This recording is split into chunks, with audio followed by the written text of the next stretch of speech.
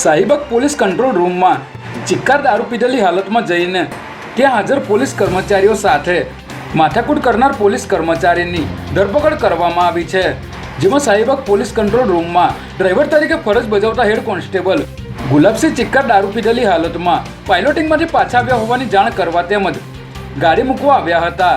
તે દરમિયાન તેઓએ કંટ્રોલ રૂમમાં હાજર અન્ય પોલીસ કર્મચારી સાથે ઝઘડો અને માથાકૂટ કરી હતી, જેથી માધુપુરા પોલીસને વર્ધી મળતા હેડ કોન્સ્ટેબલ ગુલાબસિંહ સામે ગુનો નોંધી કાયદેસરની કાર્યવાહી કરવામાં આવી છે।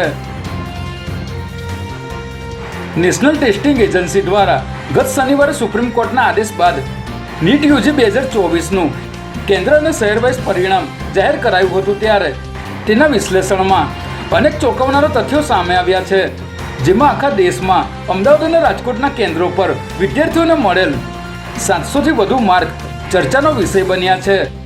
ટકાવારી મુજબ 700થી વધારે માર્ક મેળવનારા વિદ્યાર્થીઓની યાદીમાં અમદાવાદ પ્રથમ નંબરે છે, જેને પગલે રાહુલ ગાંધી અને અખિલેશ યાદવે આજે પાર્લામેન્ટમાં મુદ્દો ગજવ્યો હતો। આઈએએસ અધિકારી રણજીત કુમારના પત્ની સૂર્યાબેને કરેલી આત્મહત્યા કેસમાં ચોંકાવનારો ખુલાસો સામે આવ્યો છે, જેમાં મદુરાઈના ચકચારી અપહરણ કેસમાં સૂર્યાબેનનું નામ ખુલ્યું હતું। આ કેસમાં ધોરણ 10માં ભણતી એક વિદ્યાર્થિનીનું અપહરણ કરી 2 કરોડની ખંડણી માંગવામાં આવી હતી, જેમાં સૂર્યાબેનની સંડોવણી બહાર આવતા મદુરાઈ પોલીસની ટીમ વધુ તપાસ અર્થે ગુજરાત આવવાની હતી।